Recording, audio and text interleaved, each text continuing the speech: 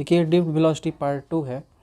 तो इस लेक्चर में हम लोग कुछ न्यूमेरिकल्स करेंगे जो काफ़ी इंपॉर्टेंट है डिफ्ट वेलोसिटी के लिए, जो 3 टाइप्स के होते हैं अक्सर, तो वो एग्ज़ाम में पूछ दिए जाते हैं। और इसमें कुछ ग्राफ भी है और कुछ थियरी भी है।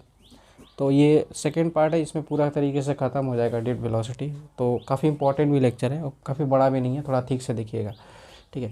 तो पहले देखिए हम लोग पिछले लेक्चर में हम लोगों ने पढ़ा था कि मान लीजिए कोई पार्टिकल ए है, तो पार्टिकल ना बोल कर के इसको इलेक्ट्रॉन्स बोलते हैं, और ये रैंडम मोशन करते हुए कुछ इस तरीके से यहीं पर चला आया, ठीक है।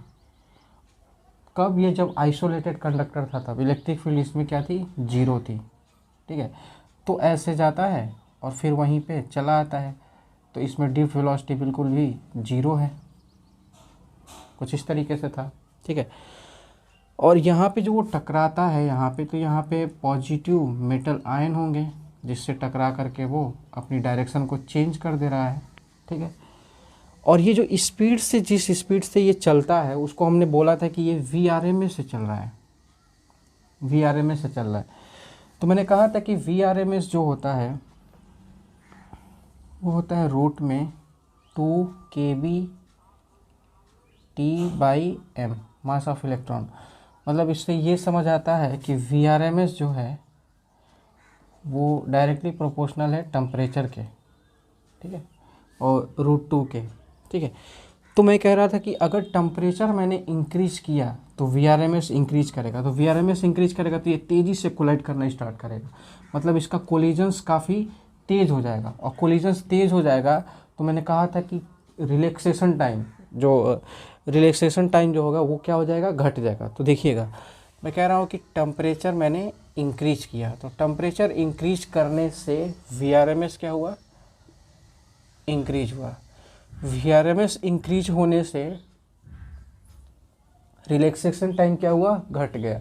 और रिलैक्सेशन टाइम घटने की वजह से डिफ्ट वेलोसिटी घटी। कैसे? ज़रा देखिए यहाँ पे, क्योंकि हम जानते हैं कि डिफ्ट वेलोसिटी अभी हम लोगों ने पिछले लेक्चर्स में इसको डिराइव किया था, और ये टाउ है, रिलैक्सेशन टाइम है, तो ये एवरेज होता है अक्सर, एक्चुअल में ये एवरेज होता है।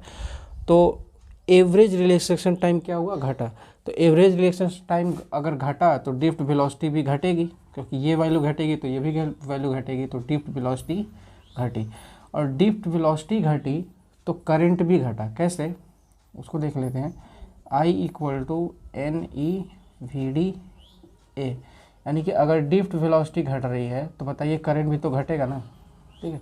तो करंट भी घटा।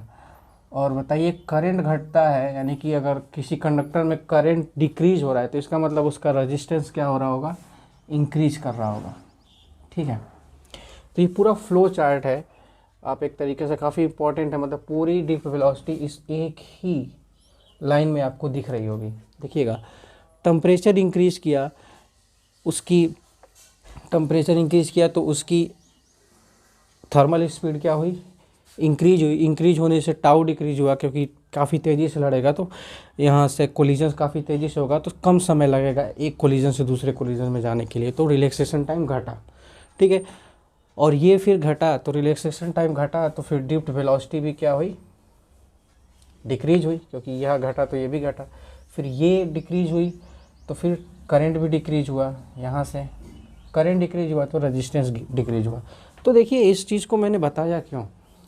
मैंने एक आपको लाइन बोली थी पिछले क्लास में कि एक्चुअल में VRMS ही रेजिस्टेंस का कारण है। तो अब देखो ना, हमने क्या किया कि VRMS की इंक्रीज होने की वजह से क्या हुआ? रेजिस्टेंस क्या हो गया? इंक्रीज कर गया। तो और आपको अभी ये कंडक्टर में सारा चीज़ हो रहा है, तो फॉर ये दिस कंडक्टर के लिए है। तो कंडक्टर में अक्सर कहा जाता है, वो अक्सर समझ में नहीं आता है, लेकिन आपको यहाँ से वो समझ में आ गया, आप अभी भी बता दे रहे हैं कि टेम्परेचर इंक्रीज करने से रेजिस्टेंस क्या होगा? इंक्रीज करेगा। और आप देखो ना, ये देखो मैंने टेम्परेचर इंक्रीज किया तो सारा रिजल्ट देख रहे हो ना, कैसे यहाँ, मतलब इसके बीच के ये पूरे हिस्से ने, इन्हीं की वजह से टेम्परेचर इंक्रीज किया तो रेजिस्टेंस भी क्या हुआ? इंक्रीज हुआ, और इसका रीज़न ये बीच वाले सारी चीज़ें हैं, ठीक है। तो डायरेक्ट लोग बोल देते हैं कि टेम्परेचर इंक्रीज करने से रेजिस्टेंस इंक्रीज किया, तो पर आपको रीज़न पता है कि क्यों ऐसा हुआ, ठीक है। कि टेम्परेचर इंक्रीज किया तो VRMS भी क्या हुआ, इंक्रीज हुआ।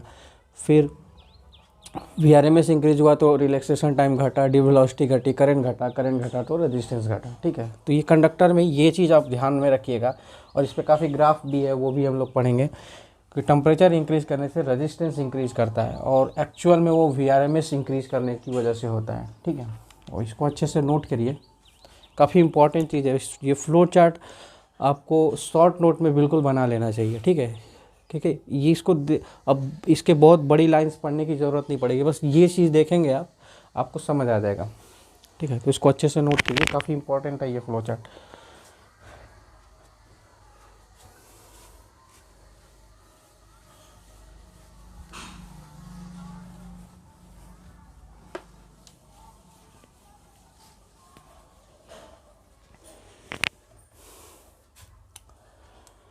अब आते हैं कि रिलेशन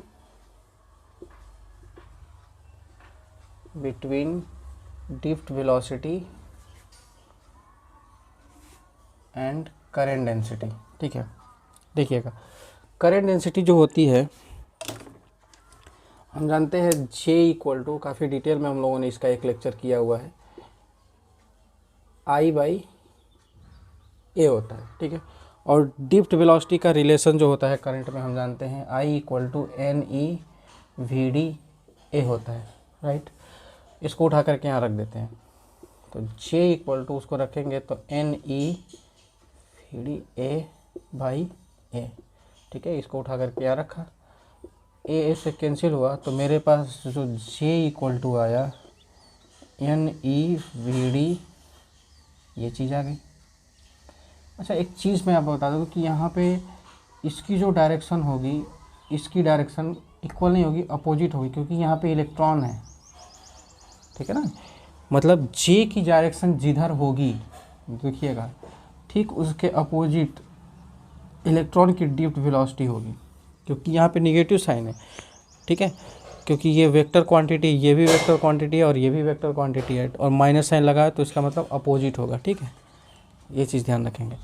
अच्छा, इसको एक और तरीके से लिखा जा सकता है, मतलब इसको थोड़ा मैनिपुलेट करके लिखते हैं, तो VD इक्वल टू J/NE, ठीक है, ऐसे भी इसको लिखते हैं, ठीक है। तो ये फार्मूला न्यूमेरिकल्स में आ जाएगा, मतलब दे देते हैं, N दे देते हैं, J दे देते हैं, तो ड्रिफ्ट वेलोसिटी पूछ लेंगे तो ये यूज होता है, ठीक है। अब ये क्वेश्चन देखिएगा कि एक कंडक्टिंग वायर है carrying a current of 1 ampere given there are 2 × 10⁻22 free electron per centimetre cube if the area of the cross section is 1 millimetre square, calculate the drift velocity, ठीक है। तो देखिए, दिया हुआ है, जो चीज़ दी हुई है वो लिख लेते हैं कि करंट दिया हुआ है 1 एम्पियर, और N की वैल्यू दी हुई है 2 × 10⁻22 पर सेंटीमीटर क्यूब, मतलब ये free electrons per unit volume दिया हुआ है, लेकिन सेंटीमीटर में दिया हुआ है, और ये एरिया दिया हुआ है मिलीमीटर स्क्वायर में। तो इसको मतलब जो दिया हुआ है सेंटीमीटर और मिलीमीटर, इसको सभी को मीटर में कन्वर्ट करना पड़ेगा, ठीक है। तो मीटर में सभी को कन्वर्ट करके उसके बाद फार्मूले में रखेंगे तो ड्रिफ्ट वेलोसिटी निकल आएगी। तो इस क्वेश्चन को लेने का बेसिकली मतलब ये है कि बस यूनिट आपको चेंज करने आ जाना चाहिए, बस इतनी सी बात है, बस इसी वजह से लिया है, ठीक है। बाकी ये बिल्कुल फार्मूला बेस्ड क्वेश्चन है। तो देखिए, 1 सेंटीमीटर इक्वल टू 10⁻⁻2 मीटर होता है, ठीक है। तो अगर दोनों तरफ क्यूब कर देते हैं हम, तो ये बन जाएगा कि 1 सेंटीमीटर क्यूब तो -6 मीटर का क्यूब, ये हो जाएगा, ठीक। तो फिर क्या हो जाएगा कि N इक्वल टू 2 × 10⁻², और ये डिवाइड में है, तो फिर यहाँ पे रखेंगे 10⁻⁻6 मीटर क्यूब, तो N की वैल्यू हो जाएगी 2 × 10⁻22। अब ये ऊपर जाएगा तो प्लस हो जाएगा, +6 मीटर क्यूब, तो हो जाएगा 2 × 10⁻, अब ये हो जाएगा 28 पर मीटर क्यूब। तो ये चेंज हो गया। अब इसकी बारी है, तो 1 मिलीमीटर स्क्वायर इक्वल टू होता है, पहले काम करते हैं कि ये बता देते हैं 10 के पावर -3 मीटर ये होता है, ठीक है। और अगर यहीं पे स्क्वायर कर देते हैं तो ये हो जाएगा 1 मिलीमीटर स्क्वायर इक्वल टू 10 के पावर -6 मीटर स्क्वायर, ठीक है, ये चीज़ हो जाएगी। तो फिर अब यहाँ पे सीधा डायरेक्ट हम लिख देंगे कि 10 के पावर -6 मीटर, तो लिख देते हैं 10 के पावर -6 मीटर स्क्वायर, ठीक, एरिया में। और एन की मैंने चेंज करके रख दी। देखिए मैंने यूनिट इस वजह से करते हैं क्योंकि लोग ध्यान नहीं देते यूनिट में, तो बस इसी वजह से मैंने अच्छे से यूनिट को यूनिट को समझा रहा हूँ, ठीक है। तो 10 के पावर 28 पर मीटर इस क्यूब, ठीक है। यूनिट को काफ़ी ध्यान से पढ़ते हैं हम, अभी सब कुछ तो पढ़ लिए और जब कैलकुलेशंस की बारी आती है और यूनिट ही नहीं पता है तो फिर प्रॉब्लम हो जाती है। फिर सब कुछ पढ़ने के बाद सब कुछ ख़राब हो जाता है फिर। अब देखिएगा वीडी निकालना है, तो देखिए सिंपल सी बात है बिल्कुल, अब यही निकालना है NE VD A, ठीक। वीडी निकालना है तो यहाँ से VD equal to I/NE A, और सिंपली यहाँ पे रख देते हैं 1, करंट की वैल्यू 1 है, N की वैल्यू सब कुछ हम लोग कन्वर्ट करके रखे हैं, E 1.6 इंटू 10 के पावर -19, ठीक है, और एरिया जो होगा 10 के पावर -6, ठीक है। तो VD अब सिंपल कैलकुलेशंस करना है, तो देखिएगा कैसे करते हैं, ये भी कैलकुलेशन भी ठीक से कर देंगे हम लोग। ये क्या हो जाएगा 32.2 16 अब आते हैं 10 के पावर पे एडजस्ट करते हैं, तो 10 के पावर जो है यहाँ पे 28 है और ये पहले इन दोनों को जोड़ लेते हैं, तो ये दोनों 25 हो जाएंगे, 19 6 25, तो ये 28 गुणे 25, ठीक। VD इक्वल टू 1/30, अब ऊपर चलते हैं तो 10 के पावर, अब इसको ऊपर लेके जाएंगे तो 28, अब ये हो जाएगा -28 और ये +25, ठीक। तो 1/3.2 इंटू, अब ये हो जाएगा 10 के पावर -3, ठीक। अब इसको थोड़ा सा एडजस्ट कर लेते हैं कि 1/32 लिखेंगे, तो यहाँ पे मैंने आपको पहले बताया था कि 3.2 को हम लिख सकते हैं 3, इसको ऐसे लिख सकते हैं, जितना हम पॉइंट हटाएंगे 10 के पावर माइनस उतना चढ़ जाता है, तो बस उसको हम लिखेंगे तो ऐसे वो 10 की पावर, अब इसको लिखेंगे तो 10 की पावर -2 तो ऊपर जाएगा, तो इंटू 10 के पावर -2 हो जाएगा, क्योंकि ऊपर जाएगा तो प्लस हो जाएगा, यहाँ से ऊपर जाएगा तो प्लस हो जाएगा। तो VD थोड़ा सा इसको मिटा देते हैं, ये तो आप नोट कर लेना, चलो ठीक है रहने देते हैं, ठीक है। अब आते हैं VD इक्वल टू, अब इसको सॉल्व करेंगे 1/32, तो 1/32 को जब सॉल्व करेंगे तो यहाँ पे आप देखेंगे कि जब सॉल्व करेंगे पूरा मतलब सब कुछ, तो 312 इंटू 10 के पावर -3 -3 नहीं होगा ना, -4 मीटर पर सेकंड आएगा, ठीक है, ये चीज़ आएगी, ठीक। अब इसको रफ कर देते हैं, ठीक है, अब पूरा अच्छे से नोट कर लीजिए इसको, ठीक है। आप इसको इससे डिवाइड कीजिएगा, ठीक है। जब इससे इसे डिवाइड करेंगे तो मैं बता देता हूँ कि कितना आएगा, वो कुछ इस तरीके से इसको डिवाइड करेंगे तो 0.0312 आएगा, ठीक है। थोड़ा सा पूरा ठीक से बता देते क्योंकि थोड़ा सा कैलकुलेशन छोड़ेंगे तो वो सही नहीं होगा, सब कुछ करने के बाद इतना क्यों छोड़ें। तो VD इक्वल टू होगा, अगर इससे इसे डिवाइड करें तो 0.0312 इंटू 10 के पावर -2, ठीक है। तो VD इक्वल टू, अब 2 इधर यूनिट घसका रहे हैं तो ये हो जाएगा, 2 घटाएंगे तो 2 उस पर बढ़ जाएगा, तो -4 मीटर पर सेकंड। और ये देखो ना वैल्यू बहुत छोटी है ड्रिफ्ट वेलोसिटी को, मैंने पहले ही बताया था कि ड्रिफ्ट वेलोसिटी की वैल्यू काफ़ी छोटी हो, तो 10 के पावर -4 है, ठीक है, वो दिख भी जाता है ठीक है, आप इसको अच्छे से नोट कीजिए, फिर आगे बढ़ते हैं। अब ये क्वेश्चन देखिए, थोड़ा सा ये एवरेज क्वेश्चन है, मतलब अच्छा क्वेश्चन है, ठीक है। अच्छा क्वेश्चन इन द सेंस कि इसमें थोड़ा लैंग्वेज का थोड़ा फेरबदल है। तो देखिएगा क्या चीज़ वो फेरबदल है, ध्यान से सुनिएगा।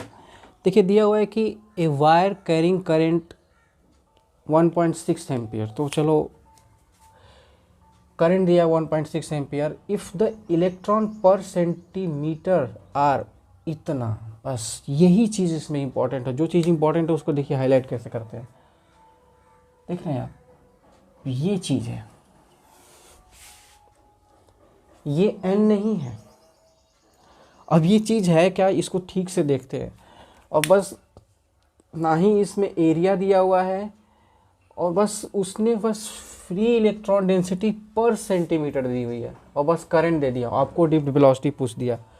फिर आप सोच में पड़ोगे कि ये क्वेश्चन होगा कैसे। तो एक्चुअली में ये अच्छा क्वेश्चन है, देखने में न्यूमेरिकल है, फॉर्मूला बेस्ड है, पर ऐसा है नहीं। पर ध्यान से देखिएगा, इस वजह से इस क्वेश्चन को लिया है, क्योंकि यूनिट वाला तो हम पहले से सीख चुके हैं ना। तो देखिए यहाँ पे चलो जो चीज़ दी हुई है पहले लिख लेते हैं, 1.6 एम्पियर। बहुत पेशेंस से देखिएगा, ठीक है, क्वेश्चन अच्छे ही हम लेंगे। यहाँ पे दिया हुआ है कि पर सेंटीमीटर क्यूब, तो देखिए मैं बताता हूँ, पहले आपको समझा देता हूँ ठीक से। NEVDA ये फार्मूला में है, तो ये N जो है ना, ये पर यूनिट वॉल्यूम होता है, ठीक है, per unit free electrons per unit volume. तो एक्चुअल में N जो होता है मैं बताता हूँ वो है क्या,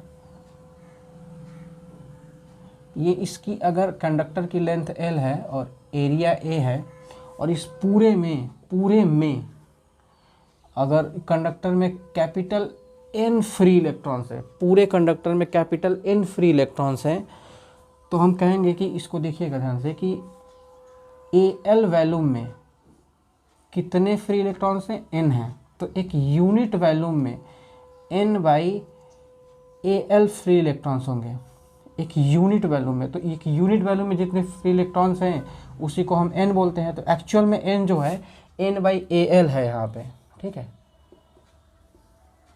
N/AL है, ठीक।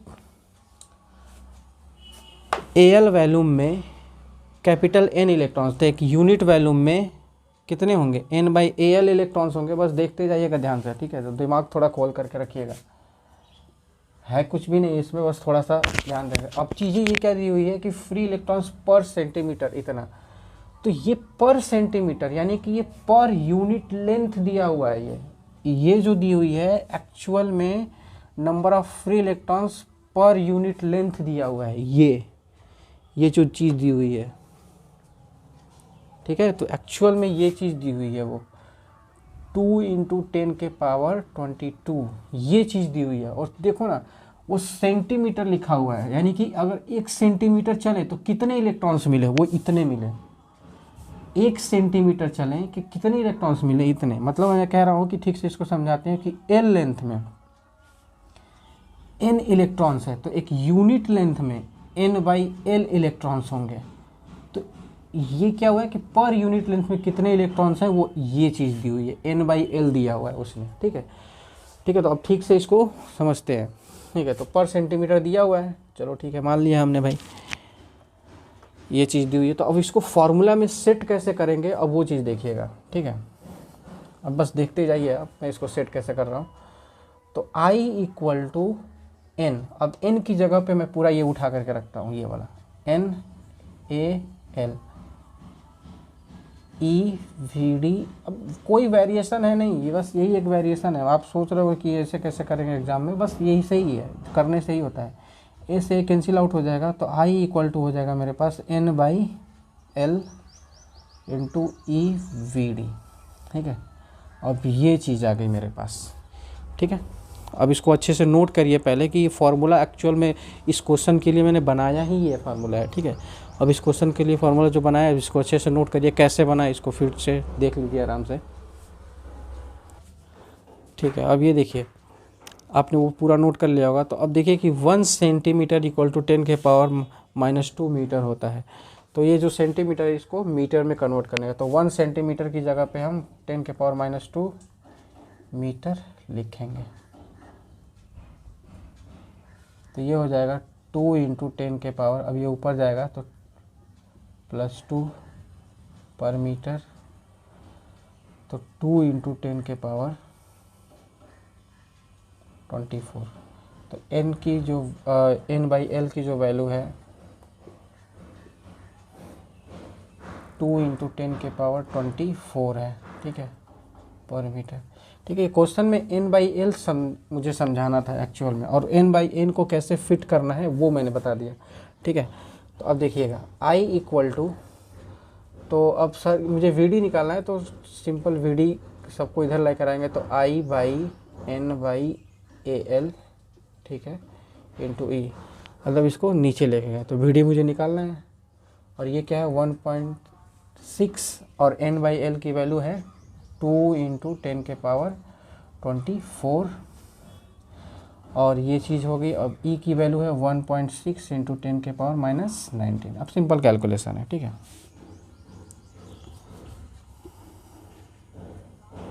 करते जाइए, बहुत आसान कैलकुलेशन है। देखिएगा कैसे ये कैंसिल आउट हो जाएगा, तो 1/2 × 10 के पावर एडजस्ट करना है 24 है, फिर ये क्या हो जाएगा, यहाँ पे बेस सेम है तो पावर ऐड हो जाती है, ठीक है, और माइनस साइन के साथ तो माइनस है, ठीक है, तो मल्टीप्लिकेशन में ऐसा होता है, पावर ऐड हो जाती है।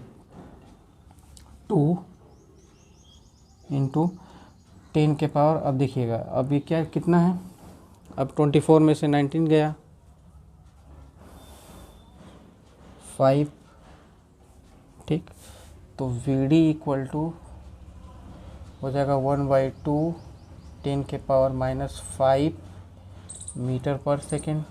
थोड़ा सा और मैनिपुलेट करेंगे तो ये 0.5 होगा, इसको डिवाइड करेंगे इनको 10 के पावर -5 मीटर पर सेकेंड, तो VD इक्वल टू हो जाएगा, अब ये 5 × 10 के पावर -6 मीटर पर सेकेंड। शायद दिख रहा होगा, अगर नहीं दिख रहा है तो कोई बात नहीं, मैं इधर बना देता हूँ, उसे दिखना तो चाहिए। तो VD आया मेरे पास 5 × 10 के पावर -6 मीटर पर सेकेंड, ठीक है, ये मेरे पास आंसर आ गया। ठीक है, अब इसको अच्छे से नोट करिए, फिर आगे बस इस क्वेश्चन में ज़्यादा कुछ नहीं, मुझे n/l समझाना था, ठीक है, कि ये पर सेंटीमीटर, यूनिट से समझ लीजिएगा कि पर सेंटीमीटर दिया हुआ है कि क्या दिया हुआ है, तो बस उसके लिए ये फार्मूला यूज़ कीजिएगा, ठीक है। अब ये वाला देखिए क्वेश्चन दिया हुआ है कि SU वायर कैरिंग करंट इतना और क्रॉस सेक्शन उसका इतना दिया हुआ है, SU atom contribute 1 free electrons, find out the velocity. देखिए ये क्वेश्चन थोड़ा सा डिफ़िकल्ट है, मतलब मैं कह सकता हूँ कि एडवांस लेवल का क्वेश्चन है ये, मतलब अगर नीट के लिहाज से देखा जाए तो, क्योंकि यहाँ पे n नहीं दिया हुआ है, और n निकालने के चक्कर में आपको क्या चीज़ दे चुके हैं ये लोग, रो दिए हुए हैं, यहाँ पे मोलर मास दिया हुआ है, फिर Na दिया हुआ है, मतलब n निकालने में ना आपका पूरा मोल कॉन्सेप्ट यूज हो जाएगा, और यही चाहते हैं कि ये मोल कॉन्सेप्ट पूरा यूज करके आप n निकालो, फिर n निकाल करके आप ड्यूटी वेलोसिटी के फार्मूले में रखो, तब आप निकालोगे, ठीक है, पर हम ये नहीं करने वाले, हम मोल कॉन्सेप्ट यूज किए बिना ही इस क्वेश्चन को सॉल्व करेंगे इस फार्मूले से। और एक्चुअल में इसका डेरिवेशन ही मतलब थोड़ा सा लंबा है, अच्छे से डेरिवेशन हम करेंगे, जब कुछ सब कुछ पढ़ लेंगे तो फिर रिवाइज करने के टाइम आएगा ना, तो सब कुछ ये पूरा अच्छे से कर लेंगे हम लोग, ठीक है। तो पर इसके बिना भी काम चल जाएगा, इस वजह से मैंने ये फार्मूला बस आपको रटना है, और इस तरीके के क्वेश्चन के लिए काफ़ी मतलब एक तरीक़े से कह सकते हैं कि शॉर्टकट ट्रिक है, शॉर्टकट फार्मूला है। यहाँ पे क्या है, ये मोलर मास है, ये करंट है, और ये डेंसिटी है, और ये अवगाद्रो नंबर है, और ये जो F है ना, कितने इलेक्ट्रॉन्स निकलना है, तो इसमें 1 इलेक्ट्रॉन्स फ्री इलेक्ट्रॉन्स निकलना है। आप देखो 1 फ्री इलेक्ट्रॉन्स निकलना है, अगर वो बोलता कि 2 फ्री इलेक्ट्रॉन्स निकलते हैं तो फिर यहाँ पे 2 रखते हैं, फिर E है और एरिया है, ठीक है। तो बस इसमें सीधा फार्मूले में रखना है और ये पूरा क्वेश्चन निकल के आ जाएगा। लेकिन अगर n निकालने के चक्कर में आप फंस गए तो आप बुक्स में देखिएगा क्वेश्चन ये काफ़ी बड़ा है, मतलब पूरा आधा एक पेज में सॉल्व हुआ है, पहले सिर्फ एन निकाला गया, फिर एन निकालने के बाद जब वेलोसिटी निकली है तो एन निकालने में बहुत ज़्यादा एनर्जी लग जाएगी आपकी, पूरी मोल कॉन्सेप्ट यूज हो जाएगा। अब वो चीज़ आप करेंगे तो आपको 10 मिनट से ऊपर लग जाएगा, आपको सब कुछ आता होगा तब। लेकिन अब ये शॉर्टकट फार्मूला है, सीधा डायरेक्ट ऐसे क्वेश्चन के लिए रखेंगे आप पूरा निकल के आ जाएगा। तो देखिए चलिए रखते हैं। मोलर मास वो दिया हुआ है 63। अच्छा सुनिए, ग्राम में दिया हुआ है तो इसको केजी में कन्वर्ट करेंगे, क्योंकि 1 ग्राम इक्वल टू 10⁻³ kg। ठीक है, ये चीज़ मतलब काफ़ी हम बताते जा रहे हैं। यूनिट्स को आप ध्यान से देख रहे होंगे कि यूनिट्स आपकी मजबूत बिल्कुल हो जानी चाहिए, छोटी छोटी बातें वही बल्कि वीक हो जाता है। और करंट दिया हुआ है 4 एम्पियर, चलो भाई रख देते हैं। और करंट 4 एम्पियर दिया हुआ है और रो दिया हुआ है, तो चलो ये तो उतना ही में दिया हुआ है, केजी में ही दिया हुआ है। और फिर एन ए दिया हुआ है 6, चलो 6 ही रखे देते हैं, 10⁻23। ठीक, ये चीज़ हो गई। और चीज़ क्या चीज़ दी हुई है यहाँ पे, एन ए। और फ्री इलेक्ट्रॉन्स 1 है, क्योंकि देखो यहाँ पे 1 इलेक्ट्रॉन्स निकलना है। और ये 1.6 × 10⁻19। ठीक है, और एरिया 1 मिलीमीटर स्क्वायर है, तो 10⁻⁻6, क्योंकि उसको चेंज करेंगे हम लोग। ठीक, अब बस इसको कुछ करना नहीं है, सीधा सीधा बस सॉल्व करना है। तो चलो अब कुछ सीधा सीधा सॉल्व भी कर लेते हैं। तो ये 63 × 4 नंबर को एक तरफ कर लेते हैं, और फिर ये 9 रखते हैं इसको, और ×6। ठीक है, और ये 1.6 यहाँ रखते हैं। और ये क्या है यहाँ पे आप देखो, बस ध्यान से देखो, मैं 10 की पावर बस एडजस्ट कर रहा हूँ कि 10⁻³ है, ये 1 2 3। ठीक है, 3 है, और ये ऊपर में 10⁻³ है ऊपर में, और फिर यहाँ पे है 10⁻23। ठीक, फिर यहाँ पे है बचता है क्या मेरे पास, 10⁻⁻19, और ये -16 तो -25 हो जाएगा। ठीक है, फिर VD इक्वल टू 9 1 जा 9। अब ये 9 से 9 1 जा 9, और ये इससे ये कटेगा 7 बार, 9 7 9 7 63। ठीक है, और कुछ कट रहा है भाई, चलो और भी कटेगा, अभी देख लेते हैं। ये 4 × 10⁻³ अब देखना 10 के पावर कैसे एडजस्ट करते हैं कि अब ये देखो ये 26 हो जाएगा, तो 10⁻26, ये शायद दिख रहा होगा नीचे, दिखना चाहिए 1.16। ठीक, 6 × 10 के पावर, अब ये हो गया 10⁻20 -25। ठीक, नहीं दिख रहा होगा, कोई बात नहीं, मैं इधर लिख लेता हूँ यहाँ पे। ठीक, यहाँ से एक निकाल करके यहाँ पे घटा देंगे तो ये 26 हो जाएगा, यहाँ से यहाँ पे 26 हो जाएगा। तो लिखेंगे अब 4 × 10 के पावर, ये 23 है, ये 3, और फिर ये जाएगा ऊपर -26, और ये अब इससे इसमें ये चला जाएगा तो ये -26 हो जाएगा। ठीक है, तो फिर ये -26 जा कर के ऊपर +26 हो जाएगा, राइट। और ये आया 6 नीचे, और ये 16। तो अब यहाँ से कुछ कटने वाला है, 4 1 जा 4, तो फिर 16, ये आ गया, तो 1/24। ठीक है, इतना आया, 6 चौके 24। कुछ बच रहेगा, 7 बच रहा है यहाँ पे, 7 ऊपर 7, यहाँ मैंने लिखा नहीं है, वो 7 यहाँ तो रहेगा ना। फिर इंटू, अब ये 10 के पावर, अब देखिए क्या कर रहा है कि ये 26 ये ख़त्म हो जाएगा, और ये -3, बस इसको सॉल्व कीजिए आप अच्छे से।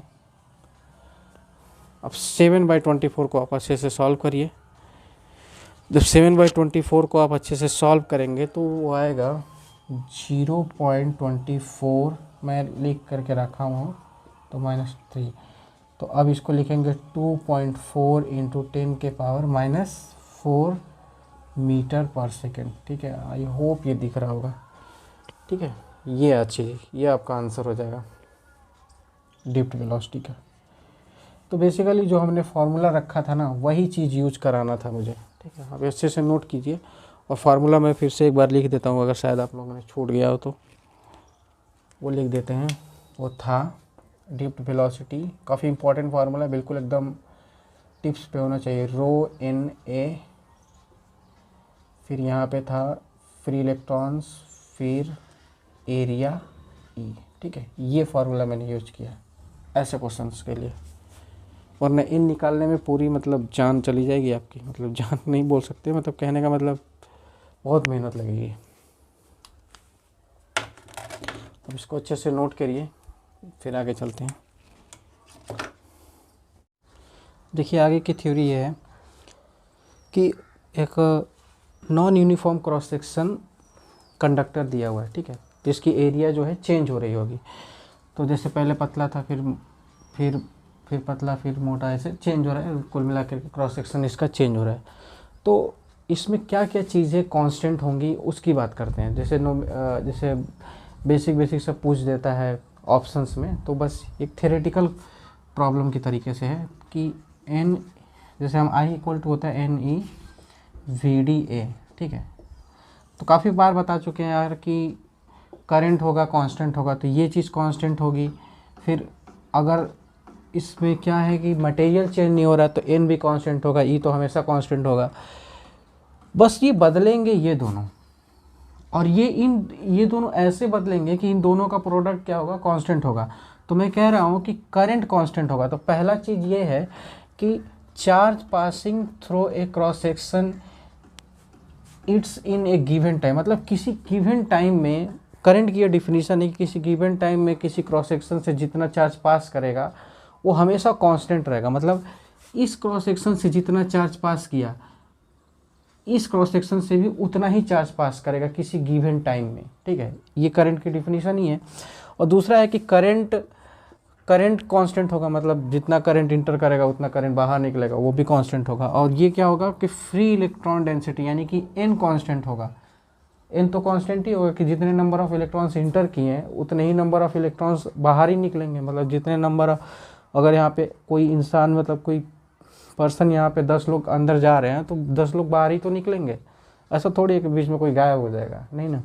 तो नंबर ऑफ इलेक्ट्रॉन्स भी जो है, नंबर ऑफ इलेक्ट्रॉन्स जो है वो भी कांस्टेंट होंगे। ठीक है, तो इस थ्योरी का मतलब ये है कि तीनों चीज़ कांस्टेंट होंगी, पर ये दोनों कांस्टेंट नहीं होंगे, ये हमेशा बदलते रहेंगे। लेकिन ये तयशुदा बात है कि इनका जो प्रोडक्ट है हमेशा कांस्टेंट होगा, और ये इक्वेशन ऑफ कंटिन्यूटी भी है, बाद में आप पढ़ेंगे हाइड्रोडायनेमिक्स में।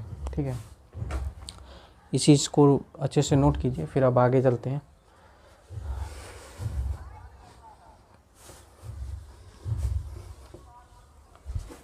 अब आते हैं हम लोग ग्राफ पे। ठीक है, ये चीज़ें काफ़ी बार पढ़े हैं हम लोग कि क्या चीज़ चेंज होगा क्या चीज़ नहीं, पर अब आते हैं इसके ग्राफिकल। अब देखो फिजिक्स में मैंने आपको बार बार बताया कि ग्राफ से चीज़ें काफ़ी क्लियर हो जाती हैं, तो देखिएगा। ठीक है, अब देखिए ग्राफ हम लोग शुरू करते हैं J वर्सेस X का। तो क्रॉस सेक्शन पहले इसका एक कंडक्टर का छोटा था, फिर बाद में क्या हुआ, बड़ा हो गया, यानी कि क्रॉस सेक्शन से इसका चेंज हो रहा है, और पहले नैरो से होकर के फिर वाइडर की तरफ बढ़ रहा है, और इसमें करंट I फ्लो हो रही है, और ये लेट्स से दैट P है और ये Q पॉइंट है। तो बताइए यहाँ पे ये x ये है, x डिस्टेंस x एक्सिस है, और ये ऊपर की तरफ y एक्सिस है, हमसे ले लिया। तो मैंने आपसे पूछा कि यहाँ पर बताइए कि ग्राफ जो होगा J वर्सेस X का क्या ग्राफ होगा। ठीक है, करंट डेंसिटी वर्सेस X का ग्राफ। तो देखिए यहाँ पर जब होंगे तो करंट डेंसिटी बहुत ज़्यादा होगी। क्यों? क्योंकि J = I/A, यहाँ पे ये लिख लेते हैं J2 इक्वल टू I/A2। तो देखो अब क्रॉस सेक्शन काफ़ी छोटा है, तो ये छोटा है तो ये बड़ा होगा, यानी करंट डेंसिटी यहाँ पे काफ़ी ज़्यादा होगी। और फिर जैसे जैसे आगे जाएंगे एरिया क्या होता गया, बढ़ता गया, तो एरिया बढ़ता गया तो ये कम होता जाएगा, यानी कि करंट डेंसिटी कम होते होते होते होते यहाँ पे बहुत ज़्यादा कम हो जाएगी। इसका मतलब शुरुआत में करंट डेंसिटी यहाँ पर x इक्वल टू 0 पे काफ़ी ज़्यादा है, और मैं कह रहा हूँ कि इसकी अगर x जो है x equal to L length है, तो मतलब यहाँ पे x इक्वल टू 0 है और कहीं x equal to L length है यहाँ पे, तो x equal to L length पे करंट डेंसिटी कम होगी, सबसे कम होगी, और x इक्वल टू 0 पे काफ़ी ज़्यादा होगी, तो सबसे ज़्यादा यहाँ होगी, और फिर धीरे धीरे घटते घटते घटते घटते बिल्कुल भी स्टेट बनाना है कम हो जाएगी। ठीक है, यहाँ पे ये करंट डेंसिटी बिल्कुल कम हो जाएगी। ठीक है, और ये है P और ये है Q, और करंट डेंसिटी यहाँ पे जो J1 है, J1 जो है यहाँ पर होगा, और ये जो होगा J2 होगा। तो J2 कहाँ पे होगा, वो x इक्वल टू L पे। ठीक है, तो ये इसका ग्राफ होगा। ठीक है ना। अच्छा, अगर इसको थोड़ा दिमाग में आया मेरे, तो वैसे इसी बता दे रहे, वैसे आप समझ भी लोगे कि इसी को पलट देते हैं, मतलब इसी को पलट देने का मतलब है कि यहाँ पर जो है क्रॉस सेक्शन बड़ा और यहाँ पे छोटा कर देते हैं, तो फिर ग्राफ क्या होगा वो देख लेते हैं। इसे मान लीजिए ऐसे, तो फिर यहाँ पे करंट डेंसिटी सबसे कम होगी, मान लेते हैं ये J1 और ये J2, तो यहाँ पे सबसे कम होगी और वहाँ पे ज़्यादा होगा। तो इसका मतलब अब ग्राफ जो बन जाएगा मेरा, अब जो ग्राफ बनेगा कि कम होगी, यानी कि यहाँ पे कम होगी और फिर बढ़ते बढ़ते बढ़ जाएगी J2 तक हो जाएगी। तो अब ऐसे ग्राफ हो जाएगा। ठीक है, क्योंकि इधर से हम बना रहे हैं, यहाँ से x इक्वल टू 0 ले रहे हैं, तो ये x इक्वल टू L अब इधर से। ठीक है, ऐसे हो जाएगा। अच्छा, अब फिर यही ग्राफ अगर क्या होगा कि बिल्कुल यूनिफॉर्म होगा, तो फिर क्या होगा, बिल्कुल अब तो आसान है, दिमाग में आ गई, स्ट्रेट लाइन होगा वो। मैं इस वजह से ग्राफ को बता रहा हूँ ना कि बिल्कुल चीज़ें क्लियर हो जाती हैं ग्राफ से। ठीक है, बिल्कुल स्ट्रेट होगा वो, करंट डेंसिटी बिल्कुल कांस्टेंट होगी जब वो क्रॉस सेक्शन बिल्कुल भी यूनिफॉर्म होगा तब। ठीक है, ये चीज़ होगी, बिल्कुल फ्रेश क्लियर हो गया होगा कि करंट डेंसिटी कैसे घट रही है बढ़ रही है। ठीक है, ओके।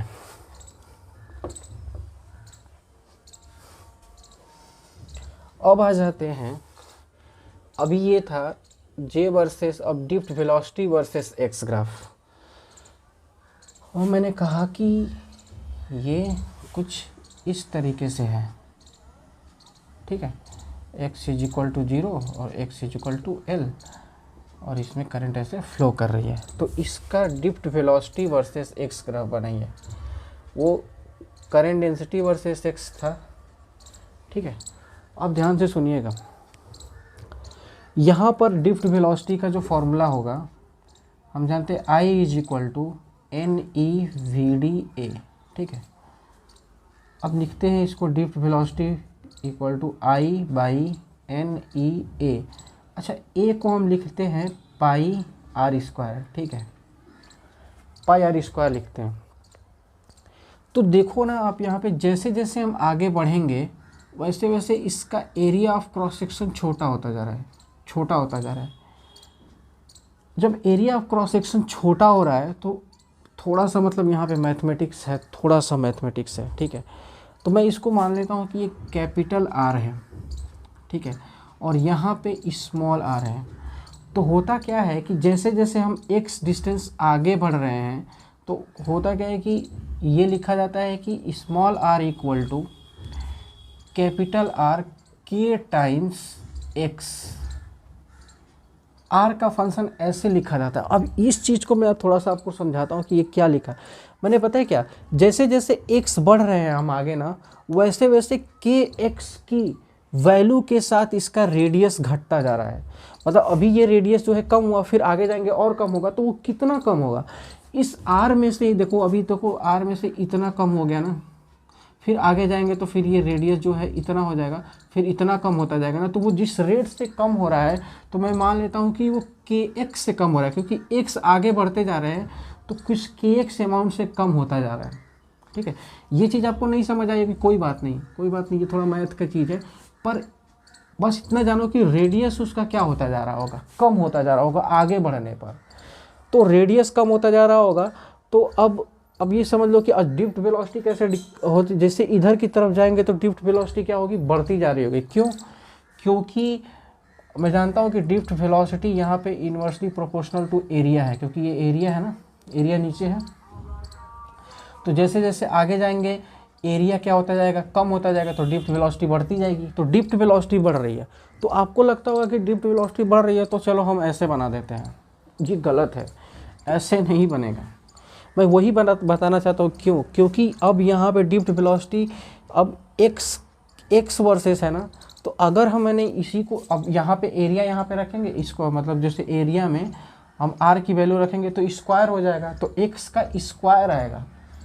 तो मेरे कहने का मतलब R square is equal to capital R minus K X का होल स्क्वायर। तो एक्स एक क्वाड्रेटिक में आएगा, है ना, तो क्वाड्रेटिक में आएगा, तो उस लिहाज से एक्स अब लीनियर नहीं होगा, वो क्या होगा, कुछ पैराबोलिक होगा इस तरीके से, क्योंकि स्क्वायर आ रहा है, लीनियर नहीं है एक्स का रिलेशन। ठीक है, यहाँ पे जब रखेंगे तो लीनियर नहीं होगा, कुछ इस तरीके से होगा, आई बाई एन ई। लीनियर होगा तो स्ट्रेट लाइन होती, बस इतनी सी बात है। ठीक है, ठीक है। अब x जो है क्वाड्रेटिक तरीके से, कुछ एक्स स्क्वायर के टर्म्स में है, तो फिर इस तरीके से बढ़ता जाएगा। ठीक है, क्वाड्रेटिक जैसा। ठीक है, काफ़ी अच्छा ग्राफ है, मतलब बहुत काफ़ी इंपॉर्टेंट है, drift velocity versus x graph. ठीक है, लोग तो ये जान लेते हैं कि हाँ यहाँ ड्रिफ्ट वेलोसिटी कम होगी, फिर यहाँ पे क्या होगी, ज़्यादा होगी, पर इसका ग्राफ से बिल्कुल भी समझ आ जाता है कि जैसे जैसे आगे बढ़ते जाएंगे ड्रिफ्ट वेलोसिटी क्या होती जाएगी, बढ़ती जाएगी। ठीक है, इसको नोट कीजिए अच्छे से। अब ये क्वेश्चन है, तो आपको क्वेश्चन इधर दिख रहा होगा। ठीक है, एक बार ठीक से पढ़ लीजिए, थोड़ा सा लैंग्वेज बड़ा है लेकिन हम इसको समझा दे रहे हैं, और ठीक से पढ़िएगा, फिर अच्छे से पूरा पढ़िएगा। ठीक है, तो चलिए शुरू करते हैं इसको। कि एक कंडक्टर है, उसमें क्या हुआ है कि एक इलेक्ट्रॉन है जो कि v वेलोसिटी से इस तरफ मूव कर रहा है, और एक 2 + 2e का चार्ज है, ये +2e का चार्ज है जो इधर की तरफ मूव कर रहा है, ठीक इसके अपोजिट, जो कि ड्रिफ्ट वेलोसिटी है उसकी b/4 और इसकी ड्रिफ्ट वेलोसिटी है v। तो बताइए टोटल करंट कितना होगा। तो देखिए, इलेक्ट्रॉन्स की वजह से भी करंट मान लेते हैं इधर होगा I1, और इसकी वजह से भी करंट I2 जो होगा वो इधर होगा। तो टोटल जो करंट होगा I नेट होगा वो I1 + I2 होगा। ठीक है, ये तो बात समझ आ रही होगी। ठीक है, तो I1 को हम लिखेंगे I1 इक्वल टू, क्योंकि हम ड्रिफ्ट वेलोसिटी का फॉर्मूला जानते हैं, I = NEVDA। ठीक है, ये हम जानते हैं। तो अब इसमें लिखेंगे N E इस वाले का, इलेक्ट्रॉन का, और फिर वेलोसिटी कितनी है, V है और A। ठीक है, I1 हो गया। अब चलो I2 लिखते हैं भाई। I2 लिखेंगे तो N, अब कितना चार्ज है इसका, +2e का चार्ज है, और ड्रिफ्ट वेलोसिटी कितनी है, v/4 है, और एरिया A है, क्रॉस सेक्शन यूनिफॉर्म है। अब दोनों को जोड़ देंगे, तो थोड़ा सा पहले इसको ये काट लेते हैं, तो ये काटेंगे तो ये आ जाएगा NEV/2 और ये A, राइट। तो ये आ गया, तो मेरे पास I इक्वल टू हो जाएगा, अब I1 + I2, तो यानी कि NEVA + NEVA/2। ठीक है, और ये 2 इधर जाएगा, तो 2NEVA + NEVA/2। तो I = 3NEAV/2। तो ये आंसर हो जाएगा मेरा। ठीक है, तो answer is D part, 3NEAVD part. मतलब बिल्कुल कुछ नहीं है कि अगर डायरेक्शन सबको, इसकी वजह से डायरेक्शन इधर ही होगा, इसकी वजह से डायरेक्शन, दोनों का करंट जुड़ जाएगा, दोनों की वजह से करंट मैंने लिखा, तो इसकी वजह से इसका चार्ज, उसकी वेलोसिटी v, फिर इसकी वजह से इसका चार्ज, तो 2 ही चार्ज है और ड्रिफ्ट वेलोसिटी v/4 है। दोनों को इसको काटा पीटा तो इतना आया, फिर दोनों को मैंने यहाँ पे रख दिया, सॉल्व किया, इतना आ गया। बिल्कुल आसान है और बिल्कुल आने लायक क्वेश्चन है, शायद मुझे लगता है कहीं आया है, तो इसका आंसर डी पार्ट होगा। ठीक है, नोट करिए। ऐसे क्वेश्चन होते तो अच्छा लगता है, कोई कैलकुलेशन ही नहीं है, फट फट हो जाए, है ना। आते हैं ऐसे ही हैं। ठीक है, न्यूमेरिकल्स जो हैं वो जो हल्के फुल्के जो मतलब जो हम बताए हैं 3 क्वेश्चंस वो काफ़ी इंपॉर्टेंट हैं, पर वो भी बहुत कम आते हैं तो बिल्कुल कैलकुलेशन की वजह से फंसेगा, पर वो भी नहीं फंसना चाहिए, क्योंकि मैंने एक एक यूनिट को बहुत आराम से बताया उसमें, और टाइम लेकर के बताया कि फिर आपको आगे टाइम ना लगे। अब आते हैं momentum of an electron. Momentum of electron in conductor. Conductor की अंदर इलेक्ट्रॉन का मोमेंटम। तो इलेक्ट्रॉन्स मान लेते हैं मूव कर रहा है ड्रिफ्ट वेलोसिटी v से। ठीक है, तो इसका मोमेंटम हम लिखेंगे सिर्फ एक इलेक्ट्रॉन का, वो p i mass of electron और drift velocity v।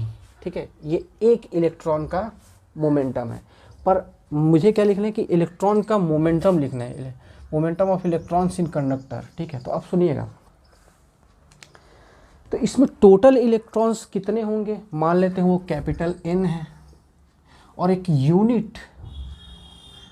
Unit volume में n इलेक्ट्रॉन है, तो Al वैल्यूम में Al इंटू n होंगे, ये बार बार बता चुके हैं, और इसी को मैं बोलता हूँ कि हमेशा कैपिटल N है, तो capital N is equal to Al into n।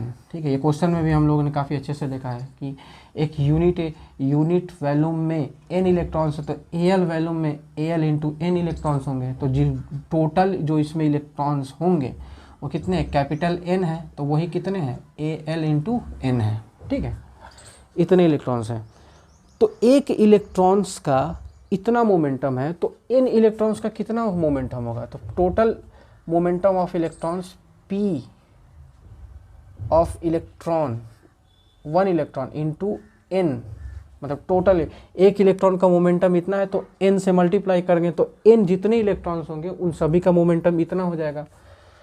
ठीक है, तो अब यहाँ पर देखिए, अब ड्रिफ्ट वेलोसिटी को हम लिख सकते हैं I is equal to NeVDA। तो यहाँ से ड्रिफ्ट वेलोसिटी लिख सकते हैं, ये लिख सकते हैं INEA। ठीक है, ये तो सभी जानते हैं। और मोमेंटम ऑफ इलेक्ट्रॉन, तो ये ड्रिफ्ट वेलोसिटी है, चलो भी लिख देते हैं क्योंकि भी लिखा वहाँ पे। तो मास ऑफ इलेक्ट्रॉन, ठीक, मास ऑफ इलेक्ट्रॉन क्योंकि p की वैल्यू रख रहे हैं, और ड्रिफ्ट वेलोसिटी वो रखा है INEA। ड्रिफ्ट वेलोसिटी n की वैल्यू ये रखी हुई है AL इंटू स्मॉल n। ठीक है, तो अब देखो क्या क्या कट रहा है। ठीक है, ये मोमेंटम्स का अगर क्वेश्चन पूछ देगा तो उसके लिए फॉर्मूला डिराइव कर रहे हैं, देखिएगा। तो एरिया से एरिया कैंसिल आउट हो गया, n से n कैंसिल आउट हो गया, तो p टोटल जो है हमारा आ जाएगा IME इंटू L बटा E। ये momentum of total electron in a conductor है, ये total momentum of electron of a conductor, जितने इलेक्ट्रॉन्स है उसमें उस सभी का मोमेंटम है ये टोटल का। ठीक है, I करंट है, mass of electron L, length of the conductor, मतलब ये इसकी लेंथ है। ठीक है, और ये इलेक्ट्रॉन का चार्ज। ठीक है, ये मोमेंटम। ठीक, चलो ये इसको ठीक से नोट कर लिया। एक अब जो इसमें इम्पॉर्टेंट चीज़ है लास्ट में जो बच जाता है, जिसमें लोग अक्सर फंसा देते हैं, जो कि लेकिन हम उसको अक्सर ध्यान देते हैं जिसमें लोग फंसाते हैं। देखिए क्या फंसाते हैं। ठीक है, इसको नोट कर लिया होगा, एक बार ठीक से नोट कर लो। वो ये है कि वो और कुछ ना दे करके वो क्या बोल देते हैं कि पर यूनिट लेंथ, मतलब पर यूनिट लेंथ एग्जामिनर को काफ़ी पसंद होता है। और मतलब हमने जब पेपर हमने भी जब दिया था तो पर यूनिट लेंथ काफ़ी देता था, तो तभी से हमने भी पकड़ लिया कि पर यूनिट लेंथ को हम भी नहीं छोड़ेंगे। देखो तो अब देखो मैंने लेंथ को नीचे ला रहा है, तो P बाई L और I, और अक्सर इसमें लोग फंस जाते हैं और है कुछ भी नहीं, ऐसा लिख सकते हैं ना। तो इसको बोलेंगे momentum of electron per unit length of conductor. एक यूनिट लेंथ में जब चले तो कितना मोमेंटम होगा ऑफ इलेक्ट्रॉन्स, वो इस तरीके से लिखा जाएगा, मतलब लेंथ को नीचे ला दिया। ठीक है, ये भी फार्मूला इंपॉर्टेंट है, ये भी फार्मूला इंपॉर्टेंट है। पूरा अच्छे से इसको नोट कीजिए, और पूरा जितना मैंने पढ़ाया ड्रिफ्ट वेलोसिटी का पार्ट 1 और ये पार्ट 2 काफ़ी इंपॉर्टेंट था।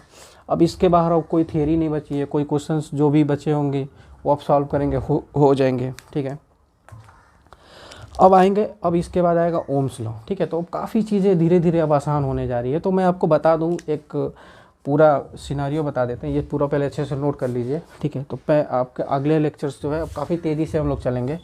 ठीक है, क्योंकि जल्दी इसको ख़त्म करना, काफ़ी ज़्यादा टाइम दे दिया यार, बहुत ज़्यादा, इतना नहीं देना है। मैं बताऊं कि प्रॉब्लम आपको एक्चुअल में ओम्स लॉ से, मतलब शुरुआत से जहाँ से हमने लेक्चर 1 से स्टार्ट किया है और जहाँ तक ये जाएगा, आपको रजिस्टिविटी मतलब ग्राफ तक जाएगा। फिर उसके बाद जो होगा ना, टेम्परेचर डिपेंडेंसी रजिस्टिविटी का जो ग्राफ है वो वहाँ तक हम लोग पढ़ेंगे। तो ये थोड़ा सा कॉम्प्लेक्स समझ में, मतलब लगता है पूरा उलझा हुआ टॉपिक है, तो बस उसी को पार्ट में इसी वजह से डिवाइड करके थोड़ा सा उसको अच्छे से पढ़ रहे हैं हम लोग। फिर उसके बाद आ जाएगा सर्किट, मतलब फिर क्या है, पैरेलल कम्बिनेशन, सीरीज कम्बिनेशन, फिर उसके बाद करंट निकालना, सर्किट में किरचॉफ लॉ, ये सारी चीज़ें आएंगी। तो वो काफ़ी चीज़ें आसान हो जाती है, मतलब वो इजी टॉपिक है, बिल्कुल इजी है, यहाँ से बिल्कुल इजी है। फिर उसके बाद हीटिंग और वो सब काफ़ी लोग पढ़े भी होते हैं। ये चीज़ें काफ़ी थोड़ी सी क्रिटिकल होती हैं, जो छोड़ भी दिया जाता है अक्सर, लेकिन हम उसी चीज़ को काफ़ी अच्छे से पढ़ा के फिर उसके बाद बिल्कुल ईजी हो जाएगी। तो जो अभी हम लोग पढ़ रहे हैं ना, समझो कि मतलब वो थोड़ा सा क्रिटिकल है। ठीक है, ओम्स लॉ में भी जब जाएंगे तो थोड़ा सा क्रिटिकल, आपको थोड़ा आसान है और इंटरेस्टिंग भी है। ठीक है, तो अब धीरे धीरे टॉपिक देखो आसान होता जाएगा जैसे जैसे आगे बढ़ेंगे। ठीक है, और इस चैप्टर के बाद जब आएंगे मैग्नेटिज्म, तो बेहद ही आसान है। फिर उसके बाद इलेक्ट्रोमैग्नेटिक इंडक्शन, वो भी बहुत आसान है। धीरे धीरे बिल्कुल आसान होती जाएगी, और मॉडर्न फिजिक्स तो बिल्कुल भी आसान है। तो जो अब इलेक्ट्रोस्टैटिक थोड़ा सा डिफिकल्ट पड़ता है, तो पहले हम लोग जो पढ़ रहे हैं ना वो थोड़ा सा डिफिकल्ट होता है। धीरे धीरे आगे बढ़ते जाएंगे ना, चीज़ें आसान होती जाएंगी। तो बस आप पेशेंस रखिएगा, पूरी फिजिक्स आपके पूरी हाथ में होगी। ठीक है, बस आप शुरुआत की चीज़ें बिल्कुल ग्रिप में रखिएगा। ठीक है, और इसी से आपकी रैंक भी बढ़ेगी। ठीक है, तो आज का लेक्चर यहीं तक है, और जितना मैंने पढ़ाया उसको कम से कम बार बार रिवाइज कीजिएगा, 5 टाइम्स, बिल्कुल दिमाग में इंटर कर जाना चाहिए फार्मूला। वो मैंने वो भी लास्ट में जो फार्मूला बताया था, MI टाइप का कुछ ऐसे, रो NA FEA, ये। ठीक है, ड्रिफ्ट वेलोसिटी जब कठिन क्वेश्चन आ जाए तो ये वाले इससे करेंगे। ठीक है, तो मैंने बाद में अभी फिर आपको रिवाइज करा दिया। ठीक है, तो ये सारी चीज़ें बिल्कुल भी आपको क्लियर होनी चाहिए। तो ड्रिफ्ट वेलोसिटी पूरी तरीके से मेरी तरफ से बिल्कुल ख़त्म है, इससे ज़्यादा इसमें कुछ होगा नहीं और आएगा भी नहीं।